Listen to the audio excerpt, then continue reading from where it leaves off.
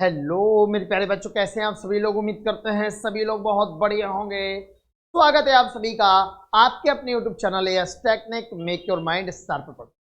आइए मेरे सभी साथियों, शुरू करते हैं हमारा आज का लेक्चर। और ये शुरुआत है एक ऐसी प्रोग्रामिंग लैंग्वेज की जिसकी मदद से हम लोग जो वेबसाइट की क्रिएटिविटी है उसको बहुत सारा बढ़ा सकते हैं। इसकी मदद से हम लोग बहुत सारी वेबसाइट जो आजकल यूज कर रहे हैं वो इसकी मदद से बनाई जाती है, जैसे फेसबुक हो गया, गूगल हो गया, फ्लिपकार्ट हो गया, अमेजॉन हो गया, व्हाट्सएप हो गया, इंस्टा हो गया। जितनी भी वेबसाइट आप लोग यूज करते हो, चाहे आपको टेक्निकल वेबसाइट हो या आप वो ऑनलाइन शॉपिंग वेबसाइट हो या सोशल नेटवर्किंग साइट हो या फिर आपका टिंडल हो गया या फिर आपका ट्विटर हो गया या फिर आप समझ लीजिए कि जो मतलब सरकारी रिजल्ट.com, जिसपे आप लोग बहुत सारी जॉब वगैरह की चीज़ें देखते रहते हैं, फ्री जॉब अलर्ट हो गया।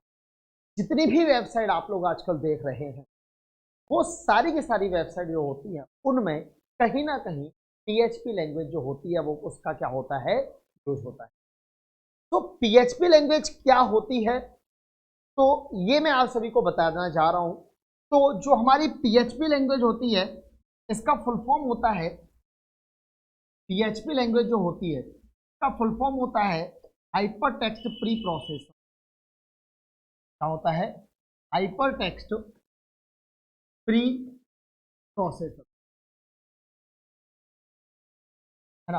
हाइपर टेक्स्ट प्री प्रोसेसर नाम से समझ में आ गया होगा। प्री प्रोसेसर मतलब ये एक प्रोसेसिंग लैंग्वेज है, ये एक स्क्रिप्टिंग लैंग्वेज है।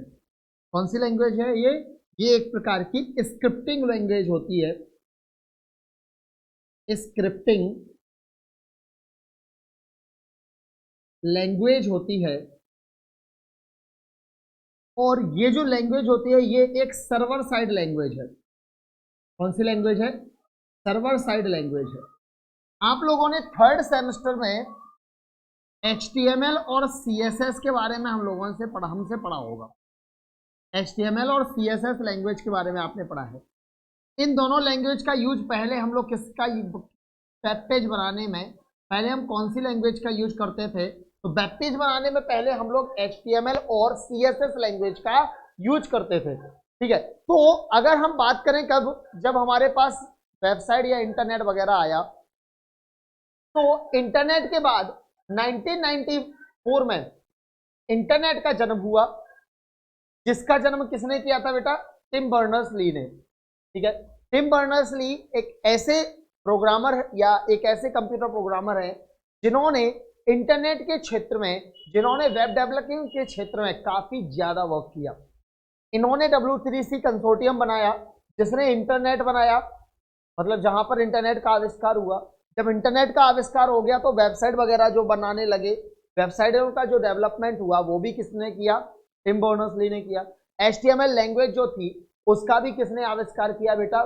टिम बर्नर्स-ली ने किया। तो शुरुआती दौर में जब 1994 में हमारा इंटरनेट आया, उस टाइम पे शुरुआती दौर में जो वेबसाइट बनाई जाती थी वो केवल और केवल HTML लैंग्वेज का यूज करके बनाई जाती थी। किसका यूज करके बनाई जाती थी? HTML। बेटा बहुत ही मजेदार लैंग्वेज है PHP। आप लोग जब पढ़ेंगे बहुत मजा आएगा और साथ में हम लोग प्रोग्रामिंग भी करके देखेंगे, है ना। तो आप लोग आज की क्लास इंट्रोडक्शन क्लास है जिसमें मैं आप सभी को बताऊंगा कि क्या क्या चीजें जरूरी हैं एक PHP लैंग्वेज को सीखने के लिए, और PHP लैंग्वेज क्या होती है, उसकी वर्किंग क्या होती है, ये पूरा टॉपिक मैं आपको आज की वीडियो में समझाऊंगा। तो 1994 में W3C ने इंटरनेट का आविष्कार किया, जिसे टिम बर्नर्स-ली ने जो है इसके संस्थापक है। इन्होंने वेब डेवलपर्स के लिए, वेब लेवल के लिए, वेब डेवलपमेंट के लिए क्या किया बेटा? इन्होंने बहुत सारा काम किया। किसने? टिम बर्नर्स-ली ने। शुरुआती समय में जब वेब पेज बनाए जाते थे तो वो मार्कअप लैंग्वेज का यूज करके बनाए जाते थे, जैसे आपकी HTML हो गई और XML लैंग्वेज हो गई। ठीक है, तो XML और HTML लैंग्वेज का यूज करके शुरुआत में क्या बनाए जाते थे? वेब पेजेस बनाए जाते थे। हम लोगों ने HTML लैंग्वेज का यूज करके वेब पेजेस बनाए भी है। आइए आपको उस टाइम की गूगल की फोटो दिखाते हैं किस टाइम की, जब आपका केवल HTML से जब वेब पेज बनते थे ना, तो उस पर केवलों के बहुत ही सिंपल वेब पेज होते थे वो, और उन पर केवल और केवल क्या दिखता था, उन पर केवल और केवल टेक्स्ट ही टेक्स्ट दिखाई देता था बस, या फिर इमेज अगर आप इंसर्ट करना जानते हो, इमेज टैग था क्योंकि HTML में, तो इमेज इंसर्ट करना हम लोग उसमें सीखे थे, लेकिन और ज्यादा क्रिएटिविटी हम वेबसाइट में नहीं दिखा सकते थे, केवल टेक्स्ट और इमेज आप उसमें डाल सकते थे, बहुत ही सिंपल वेबसाइट होती थी कुछ इस प्रकार से। देखिए ये 1998 का गूगल है ना, ये क्या है बेटा, ये 1998 का गूगल है जो मैं आपको दिखा रहा हूं। 1998 में इस टाइप से दिखता था गूगल, ठीक है, ये देखिए 1998 का गूगल कुछ इस प्रकार से दिखाई देता था, दिख रहा है क्या, है ना, ऐसा गूगल दिखाई देता था 1998 के टाइम पे, ठीक है। फिर और ये जो टाइम्स रोमन होता है ना, आप लोग जानते हो क्या टाइम्स रोमन को, एक न्यूज़पेपर है टाइम्स रोमन न्यूज़पेपर, है ना, ये द न्यूयॉर्क टाइम्स, है ना, ये न्यूयॉर्क टाइम का न्यूज़पेपर का वेबसाइट है। तो ये वेबसाइट देखो आपको कैसे दिखती थी, है ना, केवल आपको टेक्स्ट और सिंपल इमेजेस दिखती थी, बाकी और कुछ इसमें ज्यादा आपको खास दिखाई नहीं। लेकिन अगर आप आज की वेबसाइट की बात करें उसके बाद, तो ये कब की बात है, जब आप केवल HTML का यूज करके, XML का यूज करके वेबसाइट बनाते थे। फिर जो है क्या हुआ, फिर हमारा 1998 में क्या आया था, CS आया था, ठीक है, कास्केडिंग स्टाइल सीट क्या आई थी, कास्केडिंग स्टाइल सीट हमारे पास आई। जैसे ही हमारे सामने कास्केडिंग स्टाइल सीट आई, तो हम लोग वेब पेज में फॉन्ट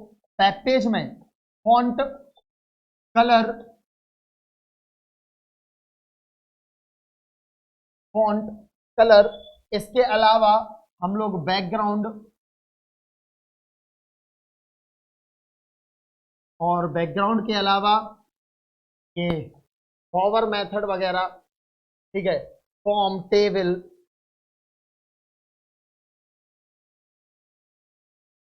एडिटिंग टूल्स, हाँ, ये सारी चीजें CSS की मदद से अपने वेब पेज में इंसर्ट कर पाए, ठीक है। तो इंसर्ट करने के बाद जब हमने देखा, तो आज की जो हमारी वेबसाइट होती है उसमें आप देखो बेटा कितनी प्यारी वेबसाइट दिखती है, ठीक है। तो आप यहाँ पे देखें, ये ये जो आपके क्या बोलते हैं बटन्स हम लोगों ने यूज करना सीख लिया, ठीक है। हम लोगों ने यहाँ पे होम, अबाउट, कॉन्टैक्ट, इस टाइप से ये क्या बनाने सीख लिए, ये आपके जो क्या बोलते हैं नेविगेशन मेन्यूज हैं, हमने वो बनाने सीख ली, सर्च बॉक्स हम लोगों ने बनाना सीख लिया, ठीक है, इमेजेस वगैरह अच्छे से लगाना सीख लिया, डिफरेंट डिफरेंट टाइप की इमेज लगाने लगे, ठीक है, और यहाँ पे हम लोग लोगोज वगैरह लगाने लगे वेबसाइट में। साथ ही साथ अगर आप लोग देखें, ठीक है, तो ये आपके देखो home page, different different type के पेजेस इंसर्ट करने लगे, ठीक है, इमेज के ऊपर हम लोग डिजाइनिंग करने लगे, ठीक है। तो CSS का यूज से हमें बहुत सारी डिजाइनिंग करने में क्या हुई बेटा, डिजाइनिंग करने में हमें बहुत मदद मिली। आज की अगर हम वेबसाइट की बात करें, तो आज की अगर जो वेबसाइट की हम बात करें, जैसे कि मैं आपको यहाँ पे एक वेबसाइट दिखाई देता हूँ, जैसे मैं आपसे कहता हूँ सरकारी रिजल्ट, है ना, ये वेबसाइट है आपकी सरकारी रिजल्ट वेबसाइट। तो आप यहाँ पे देखें, पहले ये सारी चीजें नहीं होती थी, है ना, कि ये टेक्स्ट ऐसे यहाँ वहां घूम रहा है ना, ये सारी चीजें पहले नहीं होती थी। ये आपके यहाँ पे जो बटन्स लगे हुए हैं ना, ये ऐसे बटन्स पहले नहीं लगा पाते थे हम लोग, क्यों, क्योंकि हमारे पास केवल कौन सी लैंग्वेज थी, हमारे पास पहले केवल HTML लैंग्वेज थी, तो हम लोग ये सारी चीजें इतने अच्छे से सब कुछ वेल सेटल तरीके से नहीं लिख पाते थे। रीजन रीजन यही था आपका कि हमारे पास क्या नहीं था, उतनी सुविधाएं नहीं थी, उतनी अच्छी लैंग्वेज नहीं थी जो इसको बेस्ट तरीके से। और हम लोग देखो पहले इंटरनेट का यूज करके ये जो फॉर्म वगैरह बनाए जाते हैं आजकल, हम रजिस्ट्रेशन फॉर्म भर लेते हैं, स्कॉलरशिप का फॉर्म भर लेते हैं, ये सारी चीजें, तो उसका डेटाबेस हम लोग इंटरनेट के थ्रू नहीं सबमिट कर सकते थे। फिर ये इंटरनेट में जैसे जैसे डेटाबेस लैंग्वेज आई, माई सिक्वल आया, सर्वर्स लैंग्वेज आई, ठीक है, सर्वर स्क्रिप्टिंग लैंग्वेज आई, सर्वर साइड लैंग्वेज आई, जैसे PHP आपकी है, तो इनकी मदद से फिर हम लोग क्या करने लगे, ऑनलाइन फॉर्म भरने लगे। ऑनलाइन आजकल क्या नहीं हो रहा है बताओ, आप ऑनलाइन शॉपिंग कर सकते हो, आप ऑनलाइन बुक खरीद सकते हो, ऑनलाइन कपड़े खरीद सकते हो, आप ऑनलाइन अपना फॉर्म भर सकते हो, आप ऑनलाइन एग्जाम दे सकते हो, ऑनलाइन आप जूम मीटिंग, ऑनलाइन आप हमसे पढ़ाई भी कर सकते हो। ये सब कुछ किसकी मदद से हो पाया है? ये सब कुछ मदद से हो पाया है हमारी because of the programming languages. बहुत बहुत टाइप की प्रोग्रामिंग लैंग्वेज हैं जिनमें इतने सारे फीचर्स आ गए हैं कि आज इंसान अपने घर पे बैठे बैठे अमेरिका के लोगों से जो है कांटेक्ट कर सकता है, आराम से बैठे बैठे उनसे बात कर सकता है। ठीक, तो ये सब कुछ मदद से हो पाया था। फिर हमारा CSS आया, तो CSS ने जो है काफी अच्छी डिजाइनिंग करवाई। ठीक, उसके बाद फिर आया PHP। ठीक है, फिर क्या आई, ऐसे ही बहुत सारी कई कोडिंग लैंग्वेज आई, जैसे प्रोग्रामिंग लैंग्वेज आई, जनरल पर्पस प्रोग्रामिंग लैंग्वेज आई, स्क्रिप्टिंग लैंग्वेज आई। कौन सी लैंग्वेज आई? स्क्रिप्टिंग लैंग्वेज आई। इन सारी लैंग्वेजेस का क्या हुआ? डेवलपमेंट। तो इन्हीं लैंग्वेज में से स्क्रिप्टिंग लैंग्वेज एक होती है आपकी PHP। ठीक है, एक स्क्रिप्टिंग लैंग्वेज आपकी कौन सी होती है? PHP। तो आइए शुरू करते हैं कि ये जो PHP लैंग्वेज होती है ये क्या है और इसकी वर्किंग कैसे होती है। ठीक है, तो PHP लैंग्वेज जो होती है इसका फुल फॉर्म मैंने आप सभी को बताया कि PHP लैंग्वेज जो होती है इसका फुल फॉर्म होता है हाइपर टेक्स्ट प्री प्रोसेसर। क्या होता है? Hyper text pre processor. Hyper text pre processor इसका फुल फॉर्म होता है।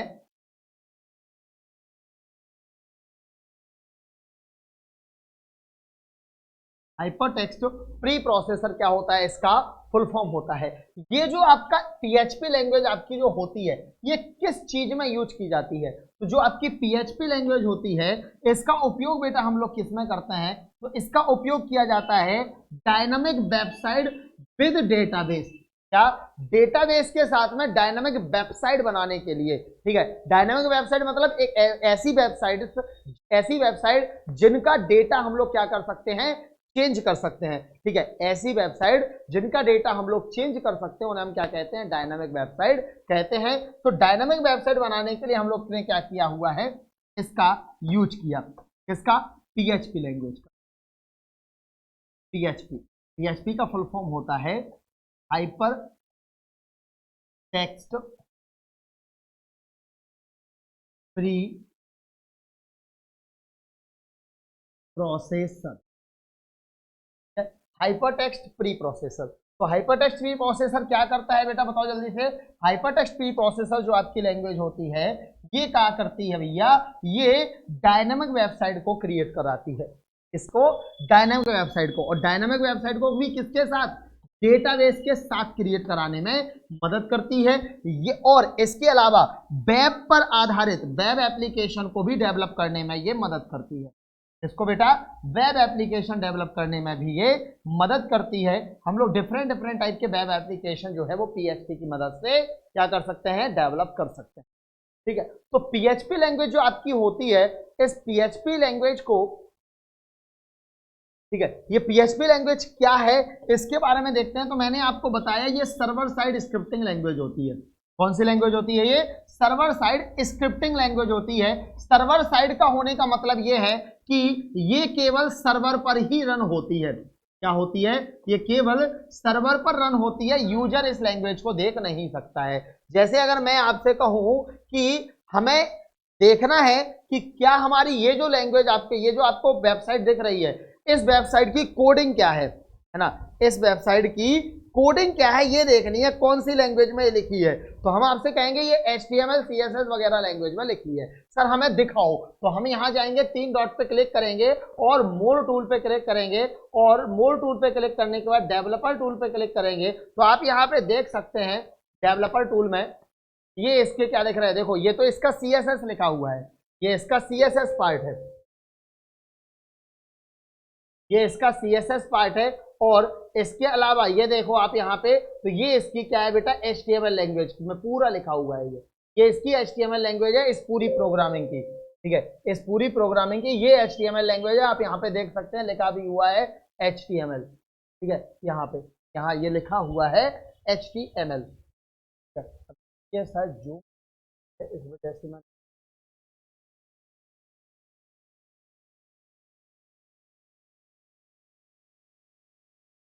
हाँ, तो ये आपकी क्या होती है बेटा? ये आपकी होती है HTML लैंग्वेज में। तो हम लोग क्या कर सकते हैं, हम लोग, और ये यहाँ पे आप चेक करो जरा, तो ये यहाँ पे क्या बना हुआ है, देखो इसका मार्जिन वगैरह बना हुआ है, ये इसमें CSS लैंग्वेज लगी हुई है, ठीक है। ये इसका कंप्यूटर है, ये इसका लेआउट वगैरह के लिए ऑप्शन दिए रहे हैं, ठीक। तो ये आपका इसमें क्या है, हम लोग लैंग्वेज देख सकते हैं, लेकिन इस लैंग्वेज में मैं आपसे कहूंगा ये जो पेज आपको दिख रहा है इसमें कौन सी लैंग्वेज यूज हुई है, इसमें हम कहेंगे PHP लैंग्वेज भी यूज हुई है। लेकिन PHP लैंग्वेज को आप क्या नहीं कर सकते हो, देख नहीं सकते हो, उसकी कोडिंग आप देख नहीं सकते हो। रीजन बताइए सर इसका। रीजन ये है क्योंकि आप इसकी कोडिंग क्या नहीं कर सकते हो, PHP लैंग्वेज की कोडिंग देख नहीं सकते हो। रीजन क्या है, रीजन ये है कि जो आपकी PHP लैंग्वेज होती है ये एक सर्वर साइड लैंग्वेज है, मतलब ये केवल सर्वर पर रन होती है, आपके मेन कंप्यूटर पर ये रन नहीं होती है, जिसकी वजह से इसको यूजर नहीं देख सकता है, ठीक है। ये सर्वर साइड लैंग्वेज होती है, मतलब ये केवल सर्वर पर ही रन होगी। अभी आगे भी हम आपको दिखाएंगे, आपके कंप्यूटर में एक सर्वर में आपको डाउनलोड करवाऊंगा, आपके कंप्यूटर को मैं एक सर्वर बनाऊंगा, तब जाकर के आप लोग क्या कर पाएंगे, प्रोग्रामिंग सीख पाएंगे PHP की। क्योंकि अगर आप सर्वर नहीं बनाओगे तो आप PHP की प्रोग्रामिंग कर ही नहीं सकते हो।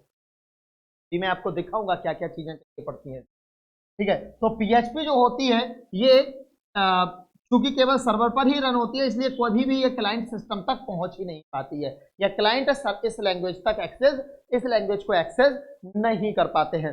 अब आप सुनिए एक चीज और, जो आपकी PHP लैंग्वेज होती है, ये जो PHP लैंग्वेज होती है, ठीक है, ये एक पावरफुल लैंग्वेज है।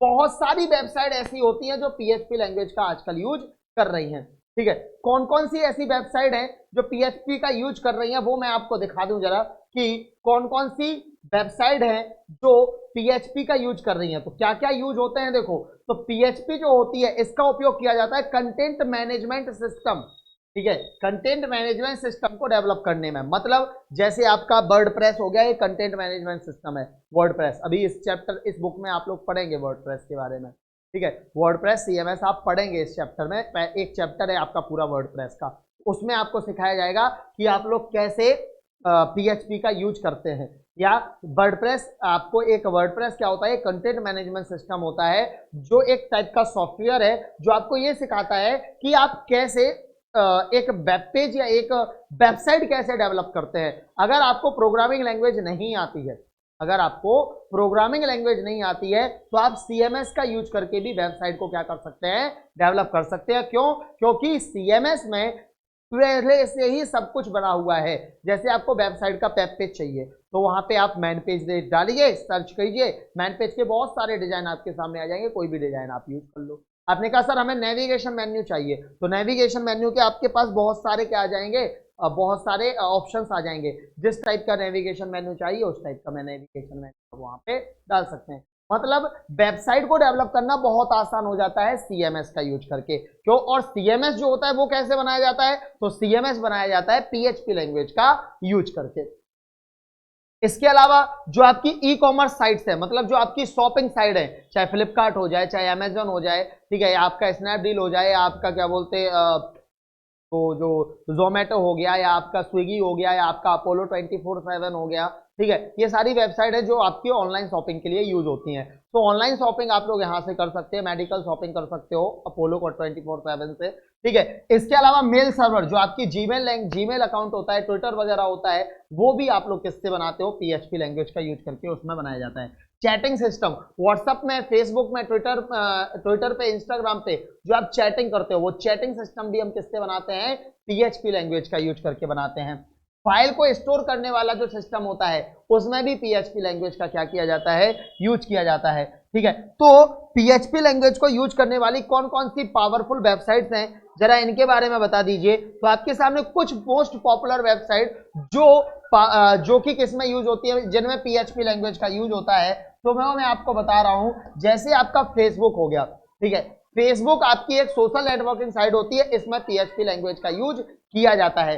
वर्डप्रेस, ये क्या है आपका, है ना, जिसके बारे में आप लोग नहीं जानते हो उसको मैं यहाँ पे लिख दे रहा हूं, ये आपका है वर्डप्रेस।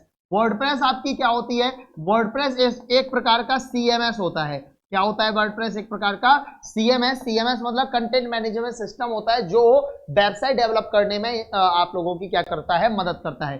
याहू हो गया, ठीक है, विकीपीडिया, जी हाँ, विकीपीडिया भी PHP लैंग्वेज का यूज करता है। इसके अलावा Amazon हो गया आपका, फ्लिपकार्ट हो गया, सरकारी रिजल्ट.com वेबसाइट हो गई, और आपकी एएस टेक्निक का यूट्यूब, एएस टेक्निक का ये जो चैनल है आपका ये हो गया, यूट्यूब हो गया आपका, एएस टेक्निक का जो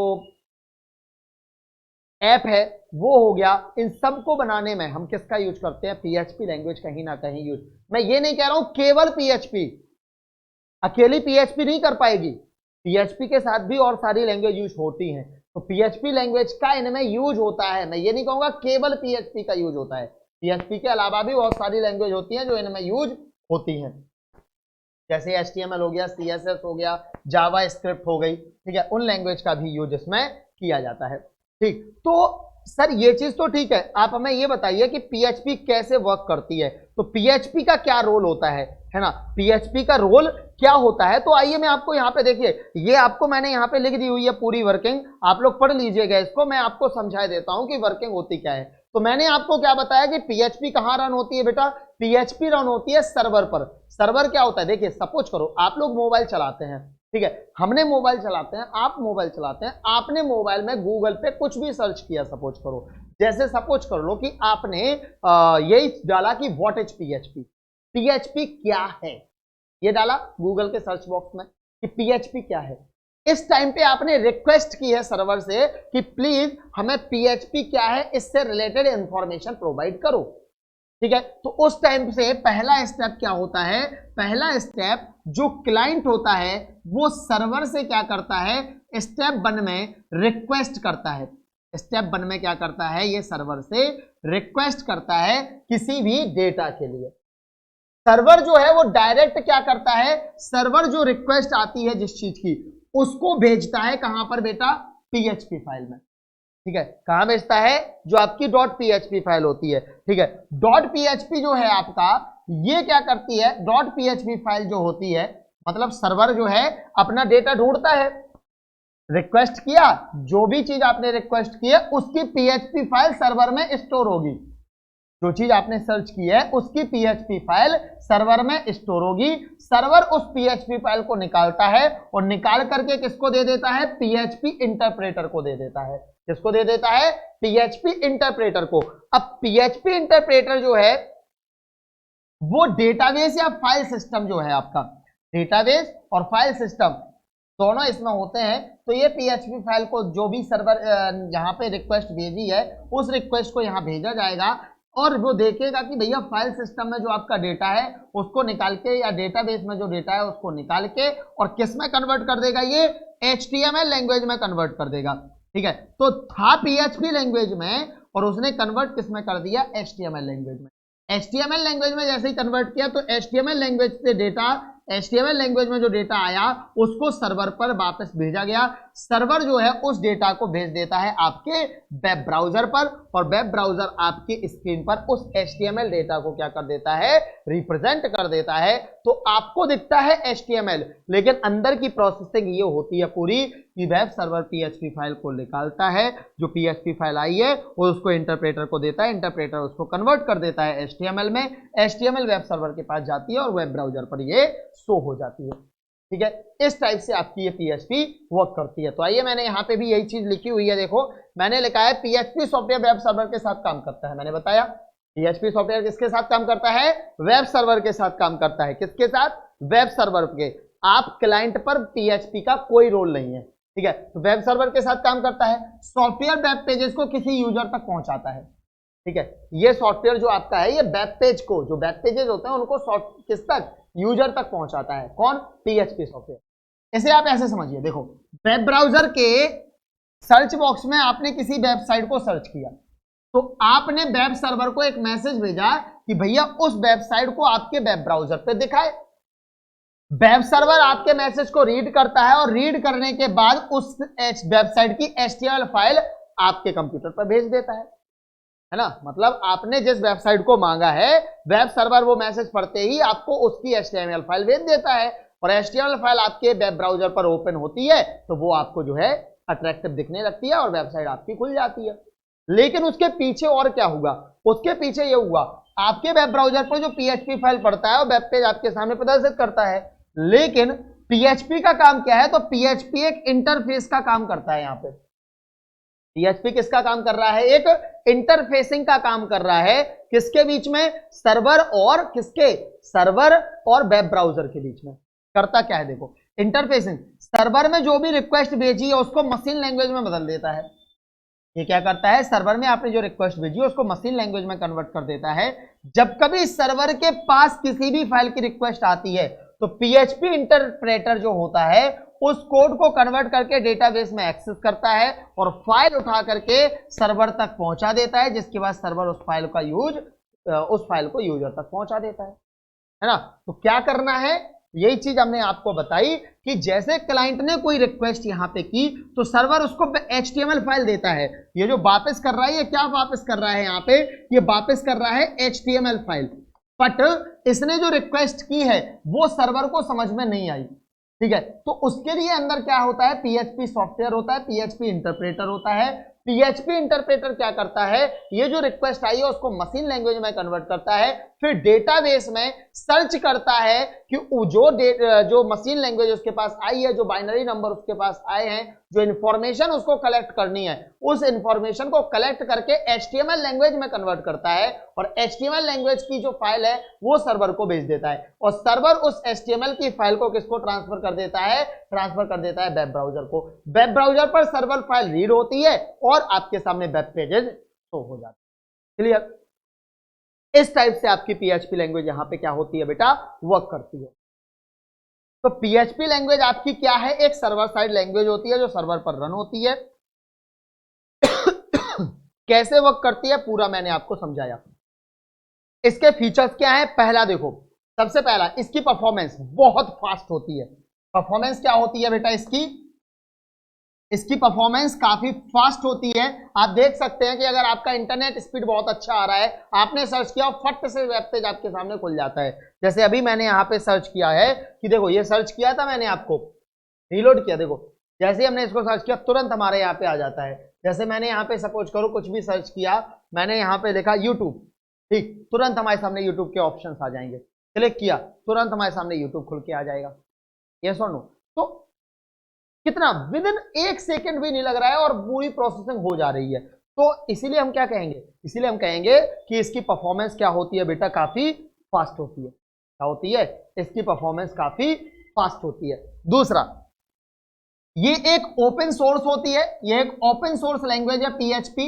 पीएचपी एक ओपन सोर्स लैंग्वेज है, मतलब आपको अगर पीएचपी के सॉफ्टवेयर्स डाउनलोड करने हैं, अगर आपको पीएचपी लैंग्वेज सीखनी है तो उसके लिए आपको कुछ नहीं करना है, सीधा आप गूगल पे जाइए, ठीक है, और गूगल पे जाकर के सर्च कर दो भैया पीएचपी, ठीक है, पीएचपी ऐसे सर्च कर दो तो ये देखो भैया आपके सामने पीएचपी डाउनलोड करने के लिए ऑप्शन आ जाएगा, पीएचपी डाउनलोड कर लो, पीएचपी डाउनलोड, बस इतना लिखना है और आपके सामने पीएचपी डाउनलोड के लिए क्या आ जाएंगे? देखो यहाँ पे ये आ गए आपके सामने सीधे उसके क्या ऐप आ गया ये पूरा, ठीक है। आप कोई भी डाउनलोड करके सॉफ्टवेयर डाउनलोड कर सकते हो, ये पीएचपी के इतने सारे सॉफ्टवेयर दे दिए, ठीक है। तो आप विंडो के लिए अगर कर रहे हो तो आप विंडो को यहाँ पे, जैसे आप लोग करंट स्टेबल पीएचपी ये हैं तो इनको डाउनलोड करना है, आप यहाँ पे इनको डाउनलोड कर सकते हो फ्री में, कोई पैसे नहीं लगते इसके लिए, ठीक है। तो ये आपका ओपन सोर्स होता है। ओपन सोर्स होने का मतलब है कि आप इसको इंटरनेट से फ्री में डाउनलोड कर सकते हो, ठीक है। आप फ्री में इंटरनेट से इसको क्या कर सकते हो? फ्री में इंटरनेट से इसको डाउनलोड कर सकते हो, ठीक है, क्लियर। अच्छा, इसके बाद ये क्या है? एक इसमें कंट्रोल, मतलब कंट्रोल का मतलब क्या है? इसमें इजी टू कंट्रोल है, इजी टू कंट्रोल मतलब इसको कंट्रोल करना काफी आसान है, इसको सीखना काफी आसान होता है, ठीक है। लूजली टाइप्ड लैंग्वेज है, मतलब एक ऐसी लैंग्वेज है जिसको हम लोग आसानी से समझ सकते हैं, आसानी से सीख सकते हैं। क्यों? क्योंकि इसके जो सिंटैक्स होते हैं वो काफी फैमिलियर होते हैं, मतलब ऐसे सिंटैक्स होते हैं जिनको समझना काफी आसान होता है। बिल्कुल इंग्लिश लैंग्वेज जैसी होती है सिंपल, वैसे ही सिंपल लैंग्वेज में ये क्या होते हैं? हमारे सिंटैक्स इसके लिखे होते हैं, तो इनके सिंटैक्स को समझना काफी आसान होता है। इसके अलावा इसमें काफी सिक्योरिटी भी होती है, ठीक है। क्यों? क्योंकि आपके पास बहुत सारी क्या है? आपके पास एक ब्रॉड लाइब्रेरी होती है फंक्शंस की। पीएचपी में एक ब्रॉड लाइब्रेरी होती है फंक्शन की, जिसमें बहुत सारे फंक्शन होते हैं जिनका यूज करके आप अपनी वेबसाइट को क्रिएटिव बना सकते हैं। एरर रिपोर्टिंग, अगर आपकी वेबसाइट में कोई एरर आ रही है तो उसकी रिपोर्टिंग ये आपको कर देता है, ये इसका एक बहुत अच्छा फीचर है। ठीक है, इसके अलावा डेटाबेस का इसमें फुल सपोर्ट रहता है। ठीक है, मैं आपको बता रहा हूं पीएचपी लैंग्वेज बिना डेटाबेस के चल ही नहीं सकती है। तो आपको पीएचपी चलाने के लिए 3 चीजों की जरूरत पड़ेगी बेटा। एक, पीएचपी लैंग्वेज की मतलब पीएचपी का सॉफ्टवेयर, एक आपके पास चाहिए किसका, डेटाबेस का सॉफ्टवेयर, और एक आपके पास चाहिए सर्वर सॉफ्टवेयर। तो 3 सॉफ्टवेयर आपको चाहिए पड़ेंगे, वो तीनों मैं आपको इंस्टॉल कराऊंगा। ठीक है, अभी आगे मैं आपको बताऊंगा वो चीज। ठीक है, इसके अलावा प्लेटफॉर्म इंडिपेंडेंट है, मतलब किसी भी वेब ब्राउजर पर, किसी भी विंडो पर कहीं भी ये चलाई जा सकती है, कोई भी वर्जन हो। ठीक है, तो ये प्लेटफॉर्म इंडिपेंडेंट होती है। ये नहीं कि नहीं हम विंडो 7 पर चलेंगे, विंडो 10 पर नहीं चलेंगे, ऐसा कुछ भी नहीं है। किसी भी विंडो पर चल सकती है, चाहे एप्पल हो या आपका लाइनेक्स हो या आपका वीनस हो या आपका क्या बोलते हैं विंडोज हो या आपका क्या बोलते हैं एमओएस हो। ठीक है, मतलब माइक्रोसॉफ्ट ऑपरेटिंग सिस्टम हो, कोई भी ऑपरेटिंग सिस्टम हो, हर एक ऑपरेटिंग सिस्टम पर ये क्या होती है बेटा, लैंग्वेज चलती है। तो ये इसके क्या है, पीएचपी के कुछ फीचर्स थे, तो उन फीचर्स को भी मैंने यहाँ पे लिखा हुआ है। ठीक है, इनको एग्जीक्यूट करना काफी फास्ट होता है, इसमें बिल्ट इन डेटाबेस होता है, नई टेक्नोलॉजी के साथ पीएचपी में बहुत सारे वर्जन होते हैं, किसी भी सर्वर पर आसानी से चल सकती है। इसमें इसके सिंटैक्स काफी आसान होते हैं, प्लेटफॉर्म इंडिपेंडेंट होती है, और इसको आप फ्री में डाउनलोड कर सकते हो क्योंकि ये ओपन सोर्स होती है। तो ये सारे फीचर्स मैंने आपको यहाँ पे समझाए हुए हैं पीएचपी के। ठीक, अब बात करते हैं क्या, बात करते हैं पीएचपी के नुकसान क्या है। अगर ये फायदे हैं तो पीएचपी के नुकसान क्या है। वैसे तो पीएचपी एक बहुत ही मजेदार लैंग्वेज है, कोई भी नुकसान इसमें नहीं है, बस एक या दो चीजें ऐसी हैं। पहला क्या है, ये ओपन सोर्स है, इसीलिए कोई भी इसके कोड को एक्सेस कर सकता है, पहला नुकसान। इसलिए अगर आपके वेबसाइट में बग आ जाता है, ठीक है, तो कोई भी उन बग को एक्सेस करके आपकी वेबसाइट का गलत फायदा उठा सकता है। क्यों, क्योंकि ये ओपन सोर्स होती है। तो एक प्रॉब्लम इसकी ये है। ठीक है, दूसरी प्रॉब्लम क्या है, इसमें इसका यूज करके हम बड़े एप्लीकेशन डेवलप नहीं कर सकते, या अगर कर भी सकते क्योंकि ये इतना हाईली मॉड्यूलेबल नहीं है, इतनी हाईली मॉड्यूलर नहीं है जिससे कि हम इनको बड़े बड़े एप्लीकेशंस को मैनेज कर पाए। तो पीएचपी का यूज करके हम लार्ज एप्लीकेशन को मैनेज नहीं कर सकते क्योंकि ये इतना मॉड्यूलर नहीं होती है। क्लियर। सो ये आपकी चीजें होती हैं कि पीएचपी लैंग्वेज आपकी क्या है, इसका यूज कहां कहां होता है, इसकी वर्किंग क्या है, और पीएचपी का यूज कहां कहां होता है, ये मैंने आपको बताया। अब बात करते हैं कि पीएचपी को अगर आपको सीखना है, ये तो हो गई कि पीएचपी, यहां से एक क्वेश्चन आपका पेपर एग्जाम में आ सकता है कि पीएचपी क्या है, इसकी वर्किंग समझाइए। तो आपको ये पूरा समझाना पड़ेगा पीएचपी क्या है, उसकी वर्किंग, लाभ और नुकसान वगैरह और उसके यूजेस। अब बात करते हैं, यहां से हमारी प्रोग्रामिंग की शुरुआत होने वाली है ना। पीएचपी का इंट्रोडक्शन मैंने आपको दे दिया कि पीएचपी लैंग्वेज क्या है।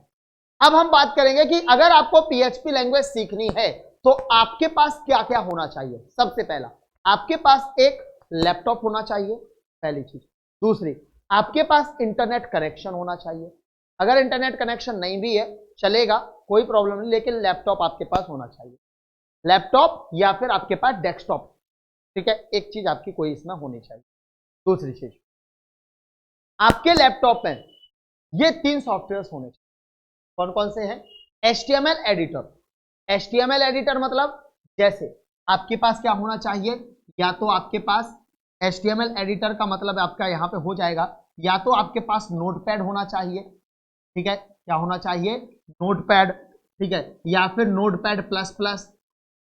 नोटपैड प्लस प्लस मतलब आपने HTML लैंग्वेज सीखी है ना हमसे, तो HTML लैंग्वेज में हमने नोटपैड सॉफ्टवेयर आपको डाउनलोड करवाया था, ठीक है, तो वही नोटपैड आपका होना चाहिए, जिसके में नहीं है आज डाउनलोड कर लेना आप लोग तुरंत। ठीक, इसके अलावा आपके कंप्यूटर में एक वेब ब्राउजर होना चाहिए। वेब ब्राउजर आपका कोई भी हो सकता है, चाहे आपके पास गूगल क्रोम हो, ठीक है, जो कि सभी के कंप्यूटर में लगभग होता ही है। गूगल क्रोम हो तो बढ़िया है, नहीं है अगर तो माइक्रोसॉफ्ट एज भी आपका काम करेगा, ठीक है, माइक्रोसॉफ्ट एज भी आपका काम यहाँ पे कर सकता है। इसके अलावा आप यहाँ पे मोजिला फायरफॉक्स भी चला सकते हैं, ठीक है, जो भी आपको यहाँ पे वेब ब्राउजर लगता है आप वो वेब ब्राउजर यहाँ पे क्या कर लीजिए, डाउनलोड कर लीजिए। एक वेब ब्राउजर आपके कंप्यूटर में होना चाहिए जो कि आपके वेब पेजेस को रन करवाएगा। इसके अलावा आपके पास वैम्प या जैम्प सॉफ्टवेयर होना चाहिए। वैम्प या जैम्प सॉफ्टवेयर आपके पास होना चाहिए। सर ये वैम्प और जैम्प सॉफ्टवेयर क्या है? ये मैं आपको अगली वीडियो में डाउनलोड करवाऊंगा, कैसे डाउनलोड करना है, उसका कॉन्फ़िगरेशन कैसे करना है, ये पूरा मैं आपको वैम्प और जंप डाउनलोड करवाऊंगा। अभी मैं आपको बताऊंगा वैम्प जंप क्या है, ठीक है, इस पे थोड़ी देर में आते हैं, 2 मिनट बाद। पहले आप यहां पे आ जाओ। अगर आपको पीएचपी लैंग्वेज का कोडिंग करना है, क्लियर, अगर आपको पीएचपी लैंग्वेज की कोडिंग करनी है, अगर आपको पीएचपी लैंग्वेज की कोडिंग करनी है और इस कोडिंग को रन करना है, तो आपको 3 चीजों की जरूरत पड़ेगी। किस किस की जरूरत पड़ेगी? आपको पड़ेगी सबसे पहले तो पीएचपी की। अगर आपके पास पीएचपी नहीं है तो आप भैया कोडिंग लिख ही नहीं पाओगे, पहली बात तो, ठीक है। सो पीएचपी की तो आपको क्या करनी है भैया, एक जरूरत है पीएचपी कोड को लिखने के लिए पीएचपी की। दूसरा माई सीक्वल। माई सीक्वल क्या होता है? एक डेटाबेस होता है। माई सीक्वल क्या होती है? एक डेटाबेस लैंग्वेज होती है जो क्या करती है, डेटाबेस को स्टोर करती है, डेटा को स्टोर करती है। तो आपके डेटा को स्टोर करने के लिए हमें माई सीक्वल लैंग्वेज भी आपके कंप्यूटर में होनी चाहिए। तो पीएचपी लैंग्वेज के लिए एक सॉफ्टवेयर डाउनलोड करेंगे, माई सीक्वल का एक सॉफ्टवेयर डाउनलोड करेंगे। इसके अलावा हम अपाचे सर्वर का सॉफ्टवेयर डाउनलोड करेंगे। इसका अपाचे सर्वर, एक सर्वर होता है अपाचे। अब सर अगर आप लोग बिगिनर हैं तो आप लोग कहेंगे सर का है जे अपाचे मपाचे बता नहीं भलाना मोटरसाइकिलन के नाम बता जा रहे हो, है ना, हम तो बिगिनर हैं, हमें तो समझ में नहीं आ रहा यार कैसे का बता रहे हैं यार। तो सुनो मैं आपको बता रहा हूं, आपको 3 चीजें डाउनलोड करनी है, पीएचपी, माई सीक्वल, अपाचे सर्वर, ये 3 चीजें डाउनलोड करनी है। सर क्या करवा रहे, हमारे कंप्यूटर में इतनी जीबी नहीं है, इतनी रैम नहीं है कि वो 3 सॉफ्टवेयर का वजन सह पाए। तो बेटा या तो आप ये 3 सॉफ्टवेयर डाउनलोड कर लो, और अगर आप ये 3 सॉफ्टवेयर डाउनलोड नहीं कर सकते तो मेरी राय आपको ये रहेगी कि फिर आप क्या करो, जैम्प सॉफ्टवेयर या फिर वैम्प सॉफ्टवेयर डाउनलोड करो। क्योंकि जब आप जैम्प और वैम्प सॉफ्टवेयर डाउनलोड करते हैं, दोनों में से कोई भी एक कर लो, मैं आपको सलाह दूंगा बेटा, क्योंकि मैं भी आपको इसी सॉफ्टवेयर पे पढ़ाने वाला हूं, मैं आपको कहूंगा जैम्प सॉफ्टवेयर आप लोग डाउनलोड कीजिए। क्योंकि जब आप जैम्प सॉफ्टवेयर डाउनलोड करेंगे तो उसमें पीएचपी लैंग्वेज भी होगी, इसी में माई सीक्वल भी होगी और इसी में अपाचे सर्वर भी होगा। तीनों चीजें आपको यहां पे मिल जाएंगी जैम्प सॉफ्टवेयर में। तो हम लोग किस क्या यूज करेंगे, हम लोग यूज करेंगे वी यूज इट, हम लोग यूज करने वाले हैं बेटा जैम्प सॉफ्टवेयर, और इसी जैम्प सॉफ्टवेयर पे हम लोग फुल पीएचपी की प्रोग्रामिंग करने वाले हैं। तो ये आपको सॉफ्टवेयर डाउनलोड करना पड़ेगा, ठीक है। जैसे ही आप ये सॉफ्टवेयर डाउनलोड करते हैं उसके बाद फिर हम लोग जो है पीएचपी की प्रोग्रामिंग शुरू कर देंगे। तो आई होप आपको आज का ये पूरा लेक्चर समझ में आ गया होगा कि पीएचपी लैंग्वेज क्या होती है, पीएचपी लैंग्वेज कहां से शुरू हुई, ठीक है, और पीएचपी की वर्किंग क्या होती है, क्या फीचर्स हैं उसके, क्या एडवांटेज है, क्या डिसएडवांटेज है, पीएचपी सीखने के लिए किन किन चीजों की जरूरत होगी। तो पीएचपी सीखने के लिए आपको केवल ये 3 चीजें चाहिए।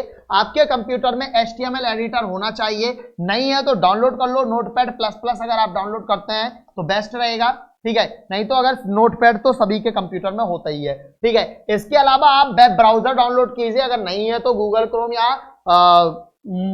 जहां तक है मेरी सलाह आपको रहेगी कि गूगल क्रोम ही आप डाउनलोड कर लो, नोटपैड या नोटपैड प्लस प्लस में से कोई एक डाउनलोड कर लो, नहीं है अगर तो, और है तो बेस्ट है। उसके बाद फिर आपको क्या डाउनलोड करना है, जैम्प सर्वर आपको डाउनलोड करना है। क्या डाउनलोड करना है, जैम्प सर्वर। अब ये जैम्प सर्वर डाउनलोड कैसे करना है, ये मैं आपको सेकंड वीडियो जो होगी उसमें मैं आपको जैम्प सर्वर डाउनलोड करना और जैम्प सर्वर को डाउनलोड करने के बाद प्रोग्रामिंग करने के लिए उसमें क्या क्या चेंजेस करने हैं वो सारी चीजें मैं आपको वहां पे सिखाऊंगा, और एक प्रोग्राम भी उसमें मैं आपको सेकंड वीडियो में बना के बताऊंगा, ठीक है। तो मिलते हैं अगली वीडियो में जिसमें मैं आपको पढ़ाऊंगा जैम्प सॉफ्टवेयर की डाउनलोडिंग और जैम्प सॉफ्टवेयर का यूज करके कैसे एक पीएचपी का कोड लिखा जाता है। पहला कोड मैं आपको अगली वीडियो में पढ़ाऊंगा। तो अगली वीडियो में जरूर जुड़िएगा, बहुत ही ज्यादा जोश के साथ, और सभी लोग जो है ये लैंग्वेज जरूर सीखें। अपने पास लैपटॉप अगर है तो आप लोग उन लैपटॉप में ये चीजें डाउनलोड जरूर कर लीजिए, ठीक है। अगली वीडियो मेरे साथ आप लोग जरूर देखेंगे। अगर आपको आज की वीडियो पसंद आई हो तो वीडियो को लाइक करें,